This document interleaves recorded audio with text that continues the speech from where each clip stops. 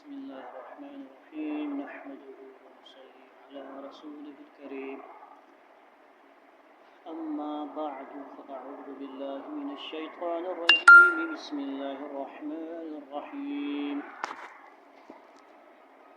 آج الحمدللہ ہم ایک حدیث کی کتاب معرف الحدیث سے اول کا مقدمہ پڑھیں گے۔ اس میں زیادہ تر جو فوکس بات ہوگی قرآن حدیث کا گہرا تعلق آپس میں قرآن مجید اور حدیث کا آپس میں تعلق تین مکمل ہوتا ہے قرآن حدیث، اور کچھ فقہ میں دو چیزیں اور اضافہ ہوتا ہے، ٹھیک ہے جی۔ قرآن حدیث اصل بنیاد ہے، اساس ہے، لہذا آپس میں اس کو جدا نہیں کیا جا سکتا، دین مکمل نہیں ہو سکتا۔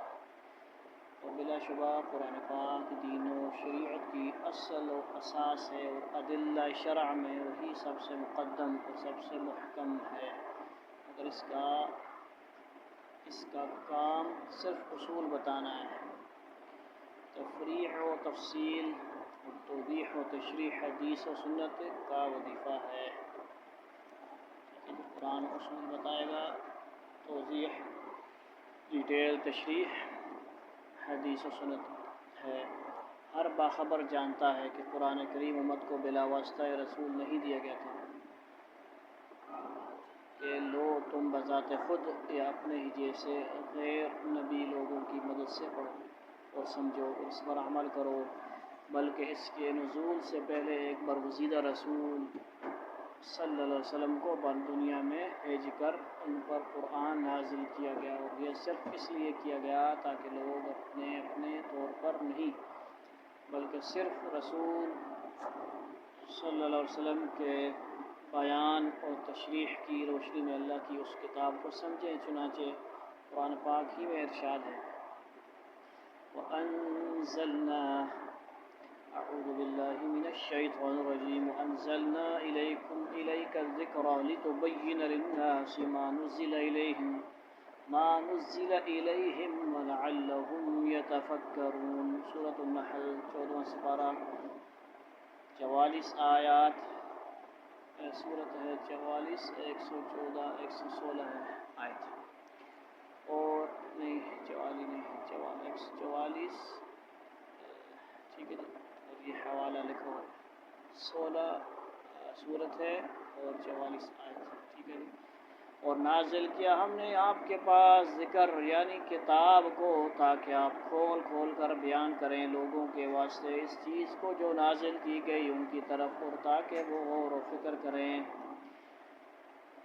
اور پھر قرآن ہی کے ذریعے رسول کے فرائض اور ان کے منصب سے دنیا والوں کو آگاہ کیا گیا، اور بار بار اعلان کیا گیا کہ یہی تم کو قرآن کے کلمات و حروف سنائیں اور یاد کرائیں گے، اور یہی تم کو اس کے معانی و مطالب اور رموز و حکم بھی بتائیں گے، حکمتیں، ٹھیک ہے۔ چنانچہ ایک جگہ ارشاد ہوا، کما ارسلنا فیکم رسولا منکم یتلو علیکم آیاتنا ویزکیکم ویعلمکم الکتاب والحکمت ویعلمکم ما لم تکونوا تعلمون۔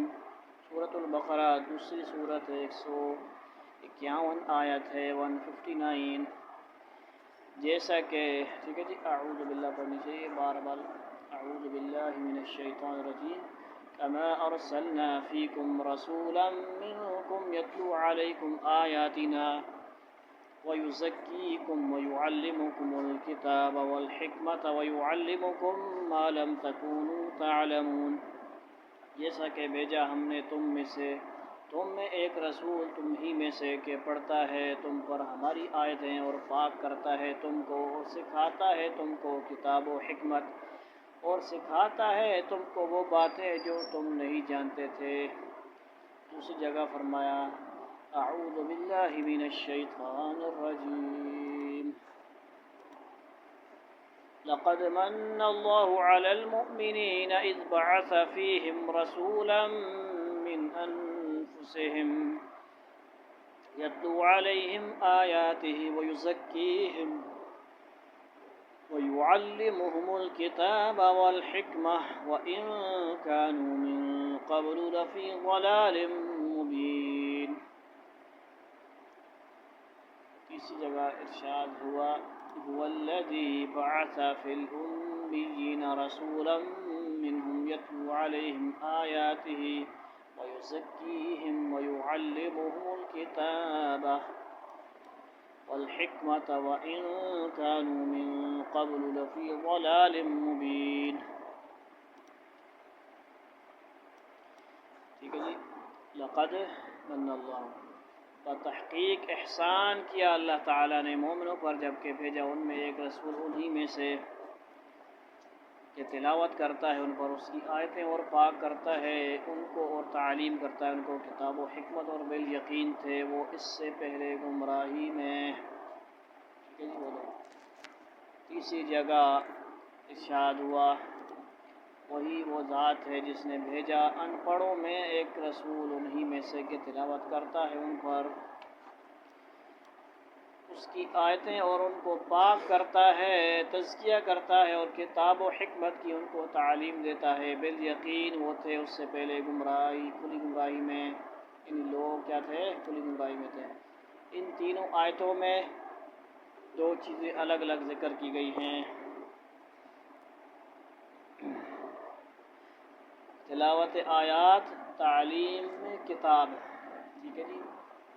پہلی چیز یعنی تلاوت آیات کا مطلب تو ظاہر ہے، ہاں تعلیم کتاب کی نسبت غور کرنا ہے کہ اس کی کیا مراد ہے. اگر اس کی مراد بھی قرآن پاک کے مربوط و مرتب کلمات کو پڑھ کر سنانا اور یاد کرانا ہی ہے تو یہ تلاوت آیات سے الگ کوئی چیز نہیں ہوئی، حالانکہ وہ اس سے الگ ذکر کی گئی ہے. بس یقیناً اس سے مراد آیات کی تشریح، اس کے معانی و مطالب کی توضیح اور آیات کے حکم اور احکام کا بیان ہے. حکمتیں، ٹھیک ہے، حکمت کی جمع ہے.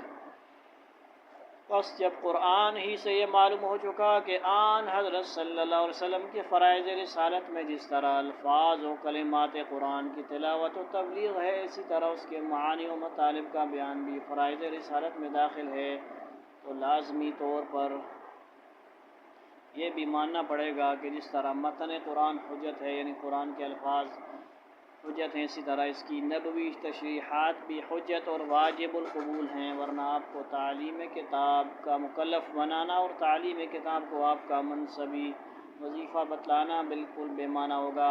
الغرض ان قرآنی نصوص کی روح سے رسول اللہ صلی اللہ علیہ وسلم اللہ تعالیٰ کے پیغام رساں ہونے کے ساتھ اس پیغام کے معلم اور مبین بھی ہیں، یعنی کھول کر واضح بیان کرنے والے. قرآن اللہ کا کلام اور آپ صلی اللہ علیہ وسلم کی زبان سے، حدیث و سنت سے اس کی تشریح ہے. آپ معلم ہیں، قرآن سکھانے والا، مبین ہیں حدیث کے ذریعے سے، ٹھیک ہے جی، کھول کر مزید واضح کرنے والے.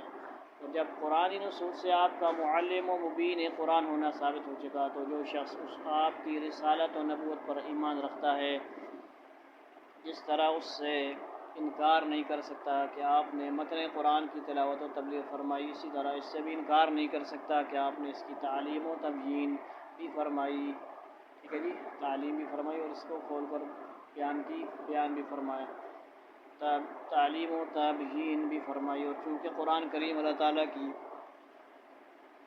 آخری کتاب اور آن حضرت صلی اللہ علیہ وسلم اس کے آخری نبی ہیں، اور اب کوئی نئی کتاب اور کوئی دوسرا نیا نبی آنے والا نہیں ہے، اس لیے آخری کتاب کا اس کے نزول کے وقت سے رہتی دنیا تک ہر دور میں محفوظ و باقی رہنا ضروری ہے. اور جب اس کی بقا ضروری ہے تو اس کو سمجھنے اور اس پر عمل کرنے کے لیے آن حضرت صلی اللہ علیہ وسلم کی قولی و عملی تشریحات و توضیحات کا بھی ہر دور میں منقول و متداول ہو اور موجود رہنا ضروری ہے. اب تک ہم نے جو کچھ عرض کیا ہے اس کا خلاصہ یہ ہے، قرآنی نصوص کی روح سے رسول خدا صلی اللہ علیہ وسلم قرآن کے معلم و شارح و مبین. ٹھیک ہے جی.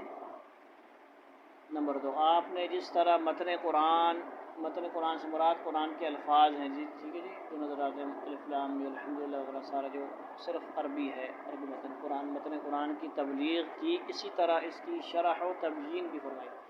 نمبر 3، آپ کی تشریحات اور بیان قرآن کا قرآن کے ساتھ ساتھ باقی رہنا ضروری ہے، یعنی آسان الفاظ میں کیا ہے، قرآن اور حدیث کا باقی باقی رہنا بھی ضروری ہے۔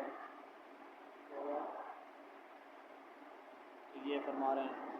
اس کے آگے مجھے یہ عرض کرنا ہے کہ آن حضرت صلی اللہ علیہ وسلم نے قرآن کی تعلیم دو طرح دی ہے۔ آپ نے اپنے فعل و عمل سے بھی اس پر عمل کرنے کی صورت سکھلائی، ٹھیک ہے جی، فاعل بھی بنے، فعل کے فاعل بنے، اور عمل کرنے والے بھی عامل بنے، اس کا مفہوم سمجھایا ہے، اور اس کی قولی تشریح بھی فرمائی ہے۔ عملی تشریح کی صورت یہ تھی کہ قرآن میں ایک حکم نازل ہوا، آپ نے اس حکم پر عمل، ٹھیک ہے جی، کر کے لوگوں کو دکھا دیا، جس کی وجہ سے الفاظ قرآن کا مفہوم بھی متعین ہو گیا، اور جس بات کا حکم ہوا ہے اس کا عملی نقشہ بھی آنکھوں کے سامنے آ گیا۔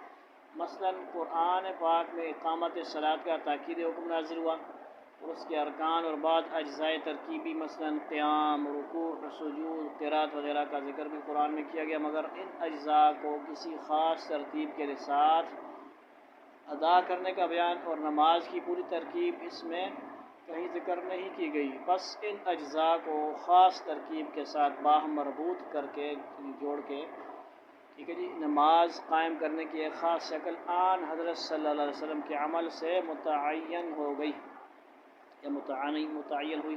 قرآن پاک میں اقیم الصلاۃ کا حکم دیکھ کر ہر شخص کے دل میں یہ سوال پیدا ہونا ضروری ہے کہ اس حکم پر عمل کس طرح کیا جائے، اور اقامت صلاۃ کا کیا طریقہ ہے۔ آن حضرت صلی اللہ علیہ وسلم کا ارشاد، صلو کما رأیتمونی اصلی، تم جس طرح مجھے نماز پڑھتے ہوئے دیکھتے ہو اسی طرح نماز پڑھو، گویا اسی سوال کا جواب ہے۔ نیز حکم حکیم الصلاح کی اس عملی تشریح کے علاوہ کبھی کبھی آپ نے اقامت صلاۃ کی ترکیب زمانے بھی ارشاد فرمائی ہے۔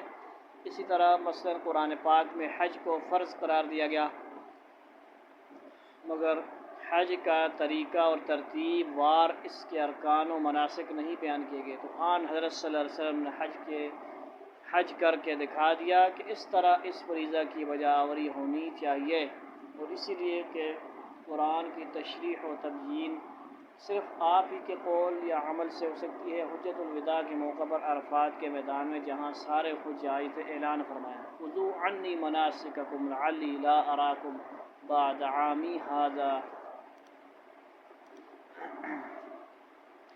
لوگوں تم سب حج کے مناسک مجھ سے سیکھ لو، شاید اس سال کے بعد میں تمہیں نہ دیکھوں۔ پھر قولی تشریح کی بھی دو صورتیں تھیں، ایک یہ کہ قرآن پاک کی کسی آیت کا ذکر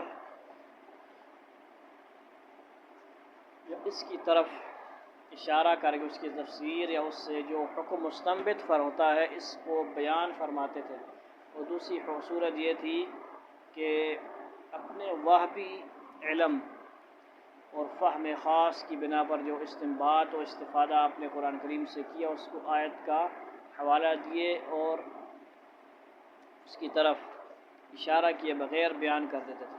پہلی صورت کی کثیر و تعداد مثالوں میں سے صرف 3 مثالیں ملاحظہ فرمائیے۔ آن حضرت صلی اللہ علیہ وسلم نے ارشاد فرمایا کہ قیامت کے دن حضرت نوح علیہ السلام کو وقت تعالیٰ پکارے گا، وہ کہیں گے لبیک و سعدیک یا رب، خدا پوچھے گا تم نے ہمارا پیغام پہنچا دیا تھا، وہ جواب دیں گے ہاں۔ اس کے بعد ان کی امت سے پوچھا جائے گا کہ تمہارے پاس نوح نے ہمارا پیغام پہنچایا تھا، وہ کہیں گے ہمارے پاس تو کوئی ڈرانے والا نہیں آیا۔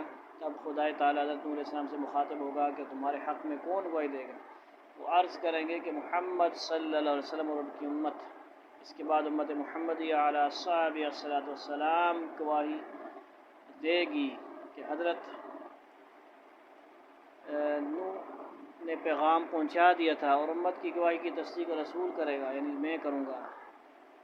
آن حضرت صلی اللہ علیہ وسلم نے یہ ارشاد فرمانے کے بعد فرمایا کہ حق تعالیٰ کے ارشاد وَجَعَلْنَاكُمْ أُمَّةً وَسَطًا لِتَكُونُوا شُهَدَاءَ عَلَى النَّاسِ وَيَكُونَ الرَّسُولُ عَلَيْكُمْ شَهِيدًا۔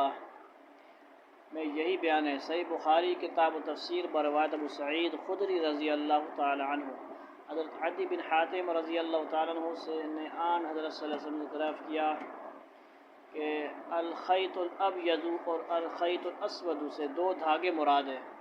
آپ صلی اللہ علیہ وسلم نے فرمایا لا بل سواد اللیل و بیاض النہار، نہیں بلکہ رات کی سیاہی اور ان دن کی سفیدی مراد ہے۔ بخاری کتاب و تفسیر۔ حدیبیہ کے سفر میں حضرت کعب بن عجرہ رضی اللہ عنہ کے سر میں بے انتہا جوئیں پڑ گئی تھیں۔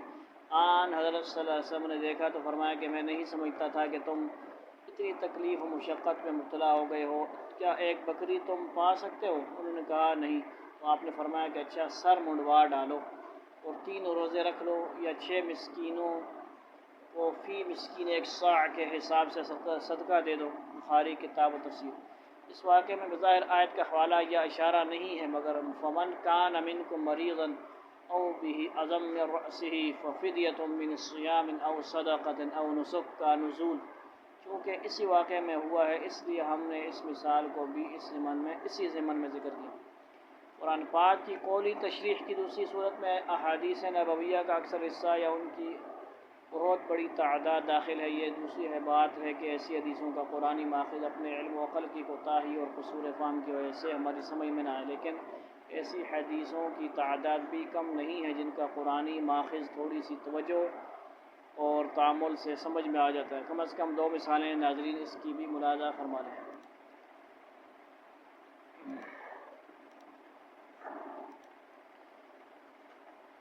رسول خدا صلی اللہ علیہ وسلم کا ایک ارشاد ہے، اعوذ باللہ من الشیطان الرجیم لا یؤمن احدکم۔ اچھا رسول خدا صلی اللہ علیہ وسلم کا ارشاد، ٹھیک ہے، حدیث ہے، آیت نہیں ہے۔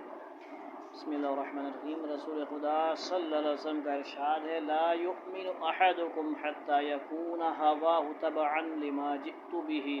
تم میں سے کوئی اس وقت تک صاحب ایمان نہ ہوگا جب تک کہ اس کی خواہش اور رجحان اس تعلیم و ہدایت کا تابع نہ ہو جائے جس کو میں لایا ہوں۔ اس کی نسبت یہ بہت آسانی سے سمجھ میں آتا ہے کہ یہ ارشاد قرآن کی حسب ذیلاتوں سے مستفاد ہے، یعنی استفادہ کیا گیا ہے۔ اعوذ باللہ من الشیطان الرجیم فلا وربک لا یؤمنون حتی یحکموک فیما شجر بینہم ثم لا یجدوا فی انفسہم حرجا مما قضیت ویسلموا تسلیما۔ سورۃ النساء 34 سورت ہے اور 65 آیت ہے، ٹھیک ہے جی۔ سو قسم ہے تیرے رب کی وہ مومن نہ ہوں گے یہاں تک کہ تجھ ہی کو منصف جانے اس جھگڑے میں جو ان میں اٹھے، پھر نہ پائیں اپنے جی میں تنگی تیرے فیصلہ سے اور قبول کریں خوشی سے۔ حدیث کو آپ دیکھیں قرآن سے جوڑا ہے، قرآن حدیث کا تعلق، حدیث کا الفاظ اور قرآن کے الفاظ دیکھیں کتنا گہرا تعلق ہے۔ اللہ سمجھ عطا فرمائے ہم سب کو۔ وما کان، آگے دیکھیں جی،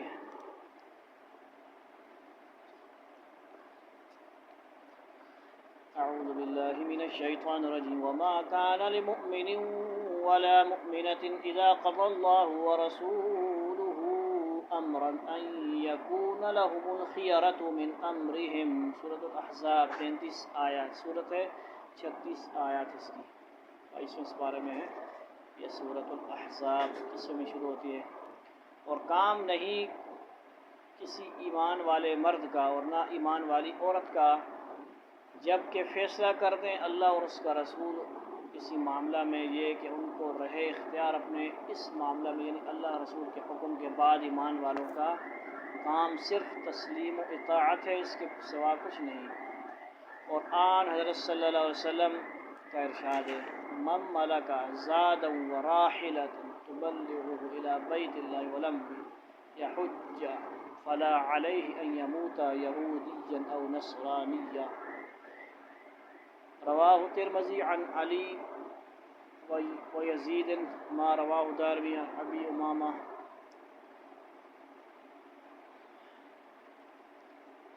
اور جو شخص زاد راہ اور ایسی سواری پائے جو اس کو بیت اللہ تک پہنچا دے، پھر بغیر حج کیے مر جائے تو اس پر کچھ مشکل نہیں کہ یہودی ہو کر مر جائے یا نصرانی ہو کر۔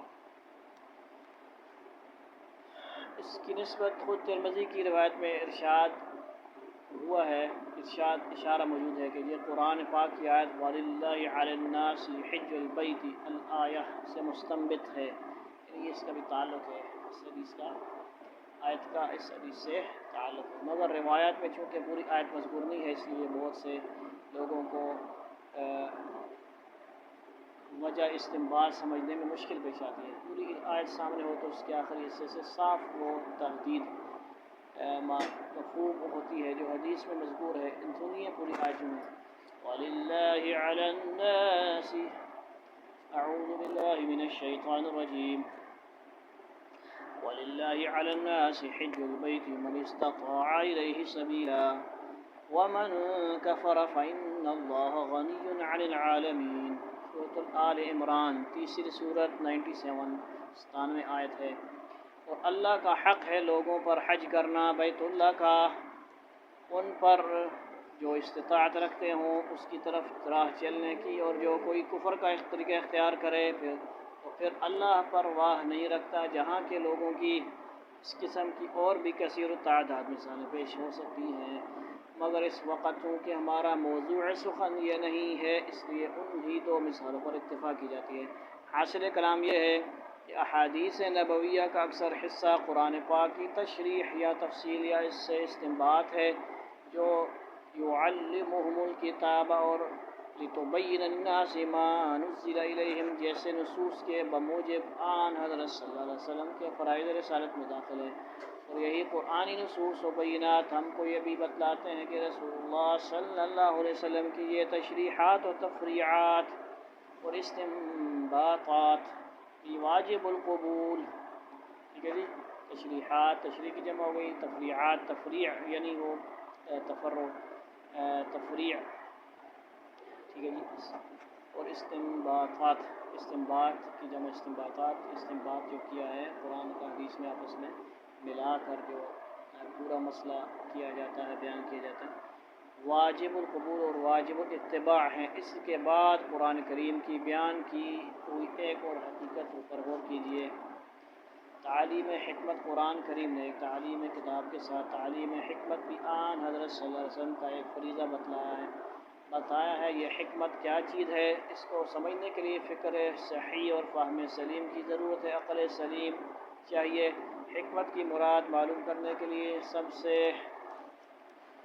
پہلے خود قرآن پاک کی طرف رجوع کیجیے تو اس میں آپ کو ایسی متعدد آیات ملیں گی جن سے معلوم ہوگا کہ حکمت بھی ایک ایسی چیز ہے جس کو اللہ نے اتارا اور نازل کیا ہے. مثلا سورہ نساء میں ایک جگہ ارشاد ہے اعوذ باللہ من الشیطان الرجیم وَأَنزَلَ اللَّهُ عَلَيْكَ الْكِتَابَ وَالْحِكْمَةَ وَعَلَّمَكَ مَا لَمْ تَكُنْ تَعْلَمْ كَانَ فَضْلُ اللَّهِ عَلَيْكَ عَظِيمًا. سورہ نساء چوتھی صورت ہے، 113 آیات 113. اور نازل کی اللہ نے تجھ پر کتاب اور حکمت اور سکھایا تجھ کو وہ جو تو نہیں جانتا تھا، اور ہے اللہ کا فضل تجھ پر بڑا. اعوذ باللہ من الشیطان الرجیم. سورہ بقرہ میں ایک موقع پر فرمایا وَاذْكُرُوا نِعْمَةَ اللَّهِ عَلَيْكُمْ وَمَا أَنزَلَ عَلَيْكُمْ مِنَ الْكِتَابِ وَالْحِكْمَةِ يُعِظُكُمْ بِهِ. سورہ بقرہ دوسری سورت 231 آیت. اور یاد کرو اللہ کی نعمت اپنے اوپر جو نازل کی تم پر، یعنی کتاب اور حکمت نصیحت کرتا ہے اللہ تم کو اس کے ساتھ. سورہ احزاب کی ایک آیت سے معلوم ہوتا ہے کہ قرآن کی آیتوں کی طرح حکمت بھی ایک ایسی چیز ہے جس کی تلاوت ازواج مطہرات کے گھروں میں ہوتی تھی. ارشاد ہے وَاذْكُرْنَ اعوذ باللہ من الشیطان الرجیم وَاذْكُرْنَ مَا يُتْلَى فِي بُيُوتِكُنَّ مِنْ آیَاتِ اللَّهِ وَالْحِکْمَةِ. سورۃ الاحزاب 33 سورت 34 آیات. اور یاد کرو اس کو جس کی تلاوت ہوتی ہے تم پر تمہارے گھروں میں، یعنی اللہ کی آیتیں اور حکمت. سوال یہ ہے کہ ازواج مطہرات رضی اللہ عنہن کے گھروں میں قرآن کی آیتوں کے علاوہ دوسری کیا چیز پڑھی جاتی تھی، اور آن حضرت صلی اللہ علیہ وسلم ان کو قرآن کے علاوہ کیا سناتے تھے؟ اس سوال کا صرف یہی ایک جواب ہو سکتا ہے کہ وہ آپ کی حدیث اور آپ کی سنت تھی، یعنی آپ کے عام دینی نصائح اور دینی افادات و ارشادات. اور چونکہ اس آیت میں حکمت کا ذکر ہے، حکمت کے ذکر کا یعنی اس کو یاد کرنے اور یاد رکھنے کا حکم ہے، اس لیے اسی آیت میں حدیث و سنت کے یاد کرنے اور یاد رکھنے کا وجوب بھی معلوم ہو گیا. اور یہ بات بھی تقریباً بدیہی اور مسلم ہے کہ علم و ذکر و حفظ مقصود بالذات نہیں ہے بلکہ عمل کے لیے مقصود ہیں.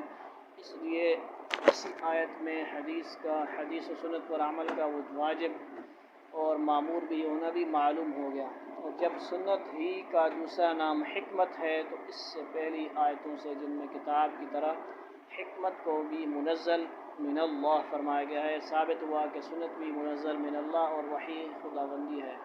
قرآن کے بعد جب ہم معلم قرآن صلی اللہ علیہ وسلم کی طرف رجوع کرتے ہیں تو جس طرح قرآن سے یہ معلوم ہوتا ہے کہ قرآن کے علاوہ ایک اور چیز بھی یعنی جس کا نام حکمت ہے اللہ تعالیٰ نے اپنے نبی پر اتاری ہے، اسی طرح معلم قرآن صلی اللہ علیہ وسلم کی تعلیمات بھی ہم کو یہی بتاتی ہیں۔ الا انی اوتیت القرآن ومثلہ معہ، کہ مجھے قرآن عطا کیا گیا اور اس کے ساتھ ایک اور چیز بھی اسی کے مثل دی گئی۔ رواہ ابو داؤد وابن ماجہ والدارمی عن المقدام بن معدی کرب۔ ٹھیک ہے جی، کتاب و سنت کے انہی نصوص کی بنا پر تمام ائمہ و علماء و سلف اس بات پر متفق ہیں کہ یعلمہم الکتاب والحکمہ، اور اسی طرح کی دوسری آیت میں جو حکمہ کا لفظ وارد ہوا ہے اس سے مراد سنت ہی ہے، سنت بھی وحی الہی کی ایک قسم ہے۔ چنانچہ علامہ ابن القیم کتاب روح میں لکھتے ہیں ان اللہ سبحانہ وتعالی انزل علی رسولہ وحین فأوجب على عباده الإيمان بهم والعمل بما فيه وهما الكتاب والحكمة، وقال تعالى وأنزل الله عليك الكتاب والحكمة، وقال تعالى هو الذي بعث في الأميين رسولا منهم يتلو عليهم آياته ويزكيهم ويعلمهم الكتاب والحكمة، قال تعالى واذكرن ما يتلى فيه واذكرن ما يتلى عليكن واذكرن ما يتلى عليكم في بيوتكن من آيات الله والحكمة واذكرن ما يتلى عليكم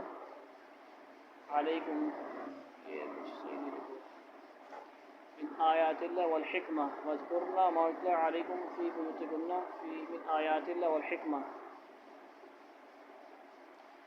والكتابة هو القرآن والحكمة هي سنة باتفاق السلف، وما أخبر الرسول عن الله وهو في وجوب تصديقه والإيمان به ما أخبر به الرب تعالى على لسان رسول، هذا أصل متفق عليه بين أهل الإسلام لا ينكره الأمر ليس منهم، وقد قال النبي إني أوتيت الكتاب ومثله معه، صفحہ نمبر 92۔ اللہ سبحانہ و تعالی نے اپنے رسول پر دو قسم کی وحی نازل کی اور دونوں پر ایمان لانا اور جو کچھ ان دونوں میں ہے اس پر عمل کرنا واجب قرار دیا، اور وہ دونوں قرآن اور حکمت ہیں۔ اس کے بعد علامہ نے اس دعویٰ کے ثبوت وہی قرآن آیات درج کی ہیں جو اوپر پیش کی جا چکی ہیں، جن میں کتاب و حکمت کی تنزیل و تعلیم کا ذکر اور ان کے یاد کرنے اور یاد رکھنے کا حکم ہے۔ ان آیات کو درج کرنے کے بعد علامہ لکھتے ہیں کتاب تو قرآن ہے اور حکمت سے باجماع سلف سنت مراد ہے۔ رسول اللہ صلی اللہ علیہ وسلم نے اللہ سے پا کر جو خبر دی اور اللہ نے رسول کی زبان سے جو خبر دی، دونوں واجب و تصدیق ہونے میں یکساں ہیں۔ یہ اہل اسلام کا بنیادی اور متفق علیہ مسئلہ ہے، اور اس کا انکار وہی کرے گا جو ان میں سے نہیں ہے، جو خود نبی صلی اللہ علیہ وسلم نے فرمایا کہ مجھے کتاب دی گئی اور اس کے ساتھ اسی کی مثل ایک اور چیز بھی دی گئی یعنی سنت۔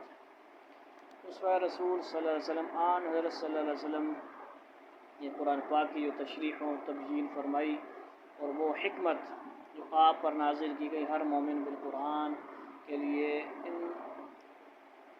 دونوں کا واجب القبول ہونا آپ معلوم کر چکے، اور ان دونوں کے علاوہ ایک تیسری چیز جس کی پیروی ہر مومن پر قرآن نے لازم قرار دی، وہ ہے پوری اسلامی و مذہبی زندگی کا وہ نمونہ جو آن حضرت صلی اللہ علیہ وسلم کی ذات اقدس میں جلوہ گر تھا۔ سورہ احزاب میں ارشاد ہے اعوذ باللہ من الشیطان الرجیم لقد كان لكم في رسول الله أسوة حسنة لمن كان يرجو الله واليوم الآخر وذكر الله كثيرا، سورۃ الاحزاب 33 نمبر سورت 21 آیت ہے۔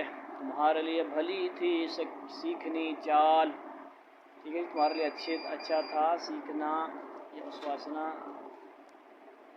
چال رسول اللہ صلی اللہ علیہ وسلم کی، اس کے لیے جو امید رکھتا ہے اللہ کی اور پچھلے دن کی اور یاد کرتا ہے اللہ کو بہت سا۔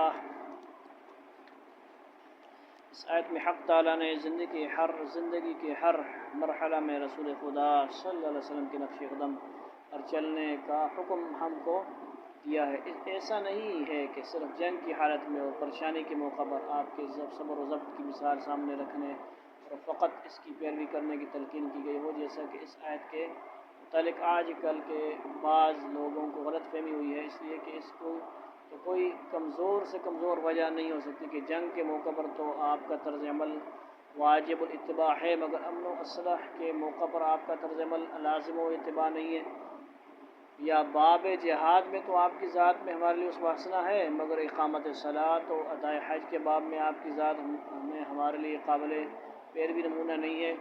یہی وجہ ہے کہ دوسری جگہ پر اس شخص کو جو خدا سے محبت کا دعویٰ کرتا ہو، آن حضرت صلی اللہ علیہ وسلم کی پیروی کا حکم بالکل عموم و اطلاق کے ساتھ دیا گیا ہے۔ ارشاد ہے، اعوذ باللہ من الشیطان الرجیم، قل ان کنتم تحبون اللہ فاتبعونی یحببکم اللہ۔ سورہ آل عمران تیسری سورۃ 31 آیت۔ کہیے اگر تم اللہ سے محبت کرتے ہو تو میرے پیچھے چلو، اللہ تم سے محبت کرے گا۔ یہاں اللہ کی محبت کا معیار مطلقاً نبی کا اتباع قرار دیا گیا اگر رسول کی ذات اس پر عمل نہیں ہے، اور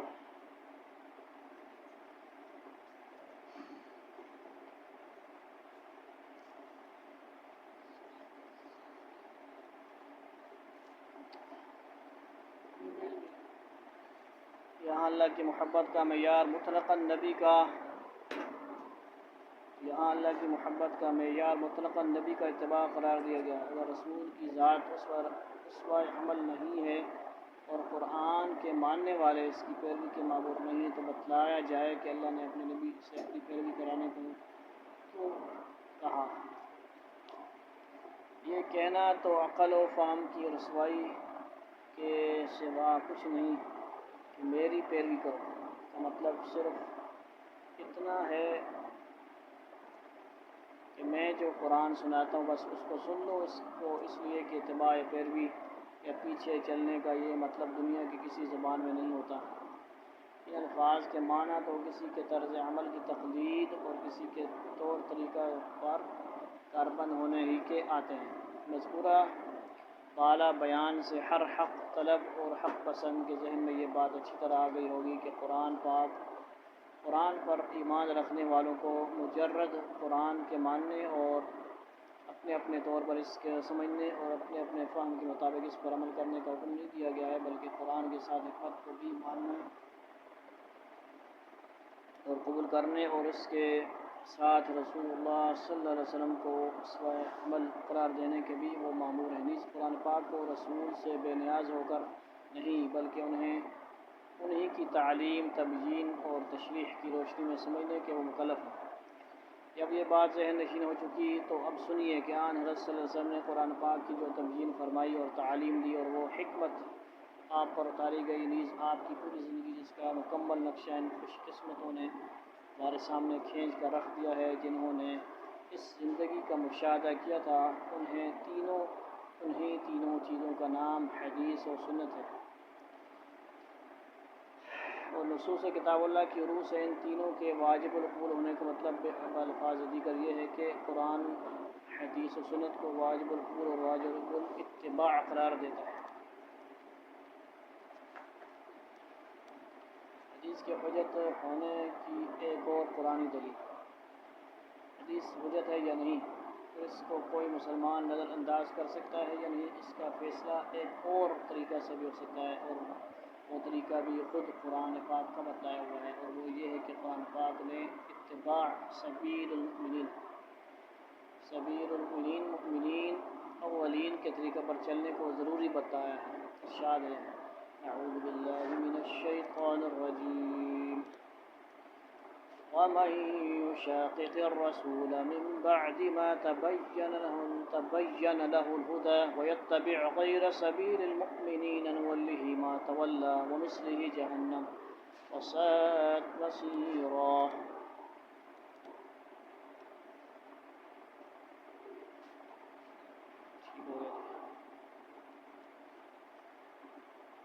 آیت فرمائی گئی ہے،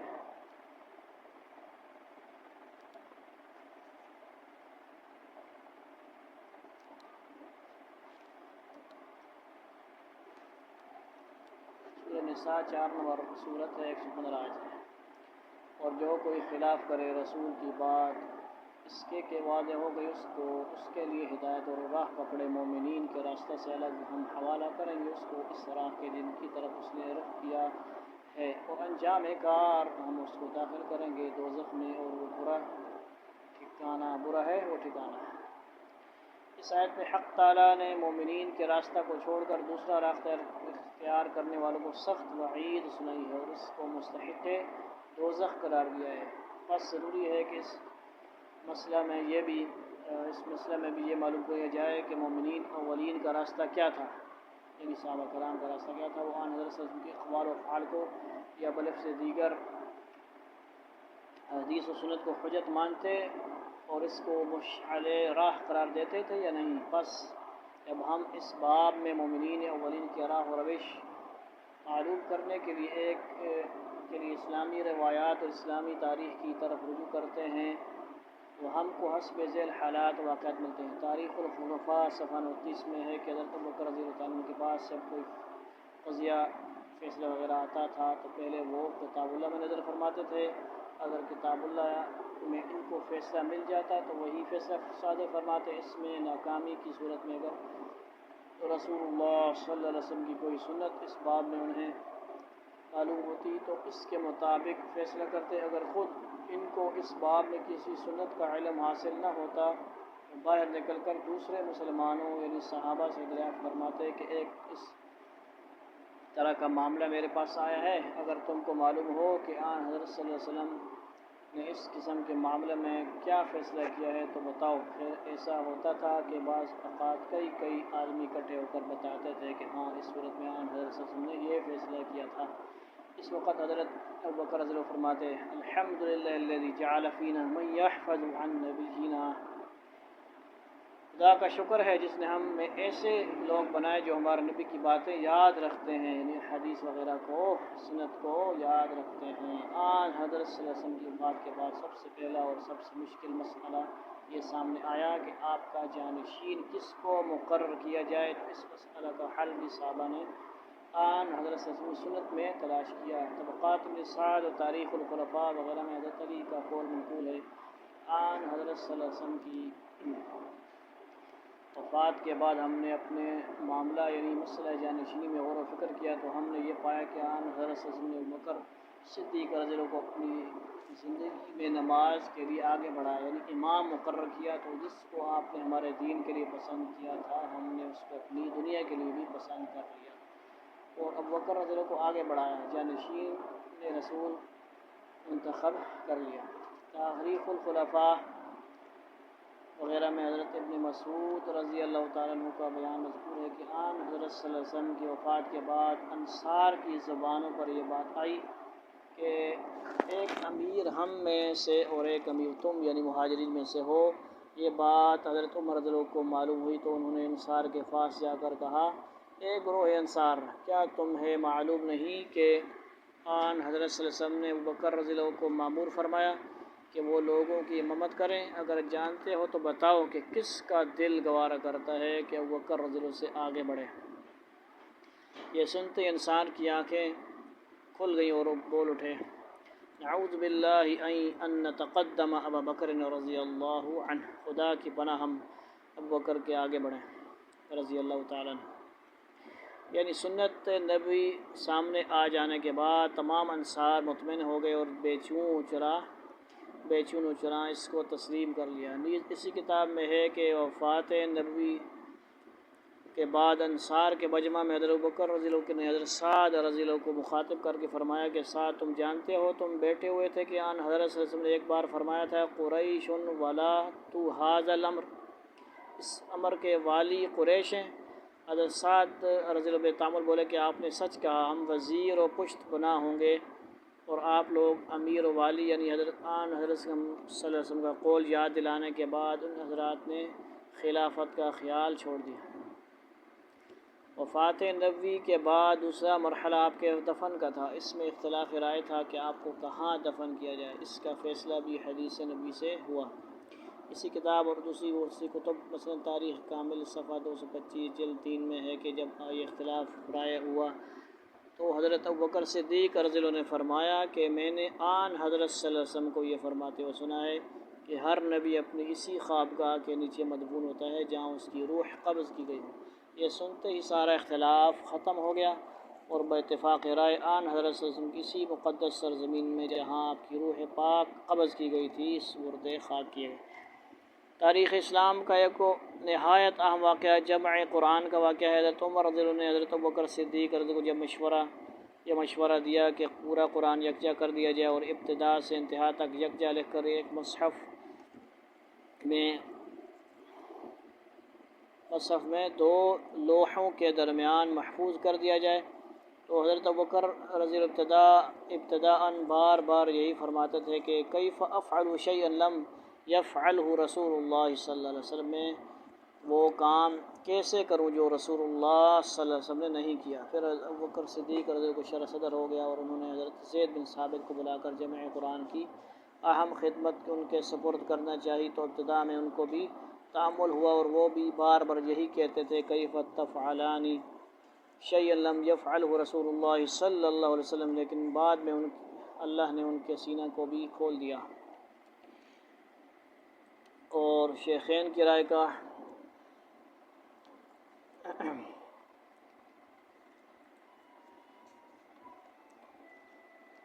حق ہونا ظاہر کر دیا تو وہ اس خدمت کی انجام دہی پر کمر بستہ ہو گئے۔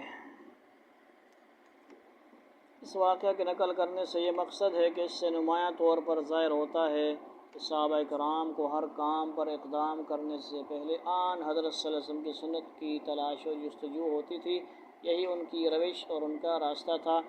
ہوتا امام مالک میں ہے کہ ایک آدمی کی وفات کے بعد اس کی دادی حضرت ابوبکر رضی اللہ عنہ کی خدمت میں اپنی میراث طلب کرنے آئی۔ آپ نے فرمایا مالکی فی کتاب اللہ شیء وما علمت لکی فی سنت رسول اللہ شیء فارجعی حتی اسأل الناس، کتاب اللہ میں تیرا حق نہیں ہے اور آن حضرت صلی اللہ علیہ وسلم کی سنت میں تیرا کوئی حق مجھے معلوم نہیں، لہذا اس وقت لوٹ جاتا کہ میں اور لوگوں سے دریافت کروں۔ اس کے بعد انہوں نے لوگوں سے دریافت کیا تو حضرت مغیرہ رضی اللہ عنہ نے بتایا کہ میری موجودگی میں آن حضرت صلی اللہ علیہ وسلم نے میت کی دادی کو سدس یعنی چھٹا حصہ دلوایا تھا۔ حضرت ابوبکر رضی اللہ عنہ نے پوچھا تمہارے ساتھ کوئی اور بھی ہے؟ تو حضرت محمد بن مسلمہ انصاری رضی اللہ عنہ کھڑے ہو کر وہی بیان کیا۔ اس کے بعد حضرت ابوبکر رضی اللہ عنہ نے اس عورت کو سدس دلوایا۔ پارسیوں کا ملک اسلامی مقبوضات میں داخل ہونے کے بعد حضرت عمر رضی اللہ عنہ کو فکر لاحق تھی کہ پارسیوں سے جزیہ لیا جائے یا نہیں، اس لیے کہ قرآن پاک میں صرف اہل کتاب سے جزیہ لینے کا ذکر ہے اور قرآن کی زبان میں اہل کتاب سے یہود و نصارہ مراد ہوتے ہیں، تاہم کہ عبد الرحمن بن عوف رضی اللہ عنہ نے شہادت دی کہ ان حضرت صلی اللہ علیہ وسلم حجر کے مجوسیوں سے جزیہ لیا ہے، تب حضرت عمر رضی اللہ عنہ نے پارسیوں سے جزیہ لیا۔ صحیح بخاری وغیرہ میں ہے کہ حضرت ابن عباس رضی اللہ عنہ سے ایک شخص نے مسئلہ پوچھا کہ ایک عورت نے اپنے شوہر کی وفات کے صرف 40 دن بعد بچہ جنا، اس کی عدت پوری ہو گئی یا نہیں؟ حضرت ابن عباس رضی اللہ عنہ نے جواب دیا کہ وضع حمل اور 4 ماہ 10 دن پورے ہونے میں سے جو بعد میں واقع ہوگا اس سے عدت منقضی ہوگی۔ اس مجلس میں مسلمہ اور حضرت ابو ہریرہ رضی اللہ عنہ بھی موجود تھے۔ ابن عباس رضی اللہ عنہ کا جواب سن کر مسلمہ نے کہا، یعنی قرآن میں ہے وَأُولَاتُ الْأَحْمَالِ أَجَلُهُنَّ أَن يَضَعْنَ حَمْلَهُنَّ، حمل والی عورتوں کی عدت وضع حمل ہے۔ ابو سلمہ کا مطلب یہ تھا کہ صورت مسئلہ میں عدت پوری ہو گئی۔ یہ سن کر ابو ہریرہ نے رضی اللہ بولے کہ میں بھی اپنے بھتیجے ابو سلمہ سے اتفاق کرتا ہوں۔ تب حضرت ابن عباس رضی اللہ عنہ اپنے غلام قریب کو اور حضرت ام سلمہ کے پاس بھیجا۔ انہوں نے سوال سن کر فرمایا سبیعہ اسلمیہ حاملہ تھیں کہ اسی حالت میں ان کے شوہر شہید کر دیے گئے۔ واقعہ شہادت کے 40 دن بعد سبیعہ کے بچہ پیدا ہوا اور نکاح کے پیغام آنے لگے، تو آن حضرت صلی اللہ علیہ وسلم نے ان کا نکاح کرا دیا۔ حافظ ابن حجر اس واقعے کے تحت میں فرماتے ہیں کہ کہا جاتا ہے کہ حضرت ابن عباس رضی اللہ عنہ نے اپنے قول سے رجوع کر لیا، اور اس کی تائید اس سے ہوتی ہے کہ ابن عباس رضی اللہ عنہ کے شاگرد اور متبعین کا قول جماعت کے موافق ہے۔ اس واقعے سے اختلاف رائے اور دو آیتوں میں بظاہر تعارض کے وقت صحابہ کا سنت کی طرف رجوع کرنا اور اس پر عمل پیرا ہونا بالکل ظاہر ہے۔ آگے 8ویں نمبر پہ ابو داؤد ترمذی وغیرہ میں ہے کہ رومی سلطنت اور معاویہ رضی اللہ عنہ کے درمیان ایک معاہدہ کی روح سے ایک خاص مدت تک جنگ بندی تھی، اور جب وہ مدت قریب ختم ہوئی تو حضرت معاویہ رضی اللہ عنہ نے اپنی فوج کے ساتھ دشمن کے ملک کی طرف کوچ کرنا شروع کر دیا۔ ان کا خیال تھا کہ مدت کے اندر جنگ تو شروع نہ کریں گے لیکن ان کے قریب پہنچ جائیں، اور جب مدت ختم ہو جائے گی تو اچانک یکبارگی دھاوا بول دیں گے۔ ایک دن حضرت معاویہ رضی اللہ عنہ کو دور سے ایک سوار آتا دکھائی دیا جو بلند آواز سے پکار کر کہہ رہا تھا، اللہ اکبر، اللہ اکبر، عہد کو پورا کرنا ہے، توڑنا نہیں ہے۔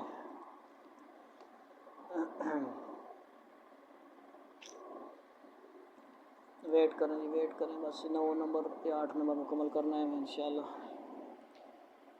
توڑنا نہیں۔ لوگوں نے بغور دیکھا تو وہ سوار حضرت عمر بن عبسہ صحابی تھے۔ حضرت معاویہ رضی اللہ عنہ سے پوچھا کیا بات ہے؟ انہوں نے کہا میں نے رسول خدا صلی اللہ علیہ وسلم سے سنا ہے، آپ فرماتے تھے کہ جس شخص کا کسی قوم سے کوئی معاہدہ ہو اس عہد میں کوئی رد و بدل نہ کرے جب تک کہ اس کی مدت نہ گزر جائے یا اس قوم کو مطلع نہ کر دے۔ حضرت معاویہ رضی اللہ عنہ یہ سن کر اپنی فوج کے ساتھ دارالاسلام کو واپس ہو گئے۔ یہاں پہ ہم 8 نمبر کو پورا کرتے ہیں، ٹھیک ہے جی۔ اللہ تعالی عمل کی قرآن حدیث کی سمجھ نصیب فرمائے۔ وآخر دعوانا ان الحمد للہ رب العالمین۔ بقیہ حصہ انشاءاللہ بعد میں۔